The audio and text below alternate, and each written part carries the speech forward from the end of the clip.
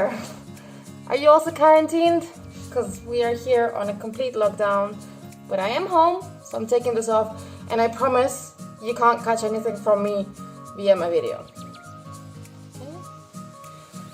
So, in order to keep my own morale a little bit going and to, you know, entertain myself, but also maybe give you guys 5 or 7 or maybe even 10 minutes of something stupid or entertaining to watch, however you like to see it.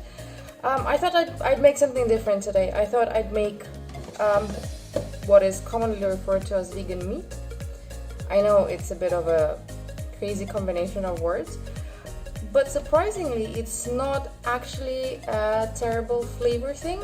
So if you're like me, who is not vegan or vegetarian, but you enjoy experimenting and want to keep your animal product consumption down for whatever reason that might be, then this recipe could be something interesting for you. And I'm very grateful for Irene from our Facebook food group who introduced me to the idea. This thing is called Seitan, and not as in I'm not gonna cook my cat, but it just gives you a slight idea of you know, of the evil that this thing is. However, it's very straightforward and it's kind of easy to make, but it does take a little bit of time. So what we're going to do is we're going to make this thing from scratch, then we're going to flavor it, and then we're going to prepare it for our meal. So basically it is something along the lines of a loaf of bread. You get to use vital gluten, and obviously it's in the name. If you have an issue with gluten, then this recipe isn't for you. But you know, thousands of years the humanity survived on bread and the likes, and you know, unless you have a diagnosed issue with gluten, this will not cause any problems for you whatsoever. So we're going to create a loaf of vital gluten that we're going to then flavor in some broth that, depending on what kind of meaty flavor you want it to have, the spices in the broth will change. And then we're going to make the meat that we've created into a garlicky stir fry.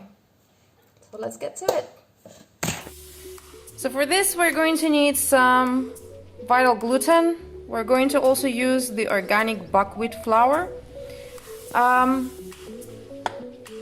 There is this yeast flakes. This is nutritional yeast, and it's gluten-free because all the gluten is in here. This is my coffee, so cheers. We're going to need the spices and some wine, some soy sauce, some whatever the hell that thing is, I can never learn to pronounce the name, some garlic, some pepper, some thyme, and we're going to create a broth for this stuff. So we're using 1 cup of vital gluten that we just put in there. We are also going to use 1/4 cup of this buckwheat flour for the simple reason that gluten is a very sticky kind of substance. So if you don't break it down with something, it's more than likely that it's going to be very, very chewy. And for us to avoid that chewiness of the Seitan, we are going to break it down with buckwheat. And the reason that I chose buckwheat for my vegetable sourced flour is that it has that, you know, earthy kind of flavor to it. And in the last months or years, buckwheat has been considered quite a superfood. But if you're a Russian child, if you come from the Soviet Republic, then you'll know that buckwheat is that terrible thing that they used to force feed you when you were a youngster at home.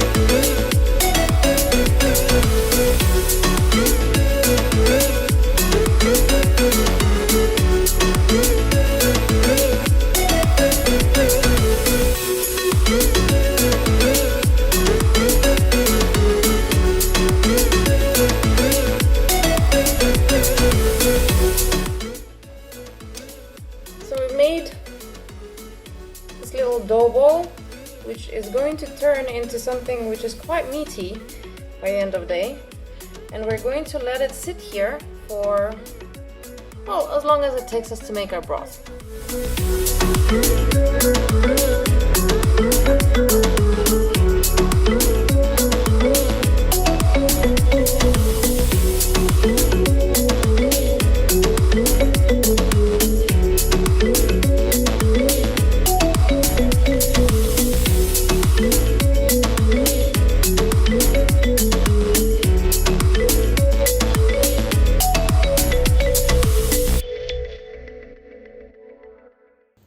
So we need to bring the broth to a boil, at which point we're going to lower the heat and place the vegan meat in the broth so that it can simmer for about an hour.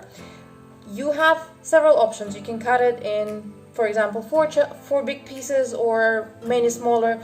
I've noticed that if I rip the vital gluten apart, it has more of a I'm a piece of meat kind of feel to it. So that's what I'm going to do. But I also find that because it's so sticky and knife is a bit iffy when you're trying to cut this kind of thing, scissors work very, very well.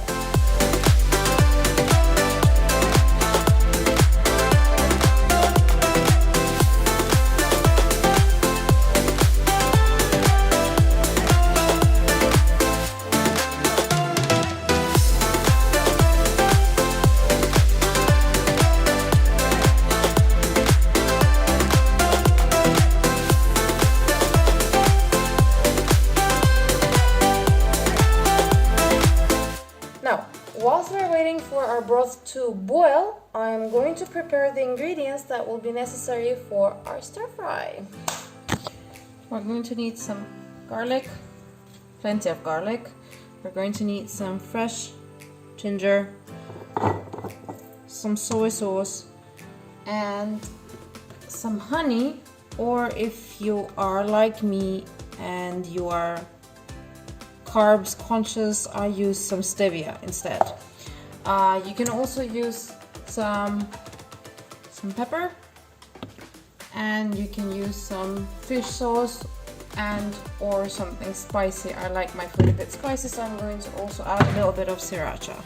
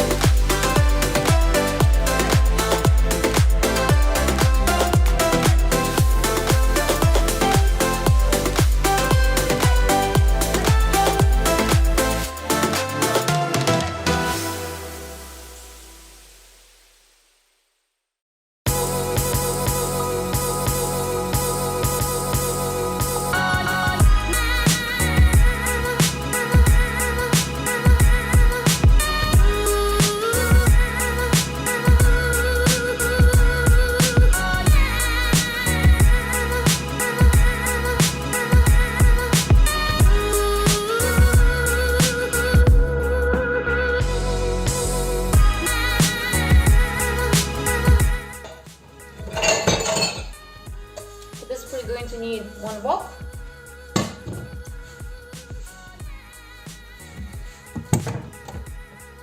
We're going to need some sesame oil,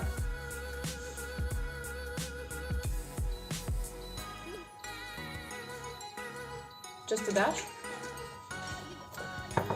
the sauce that we made previously, and some fresh broccoli.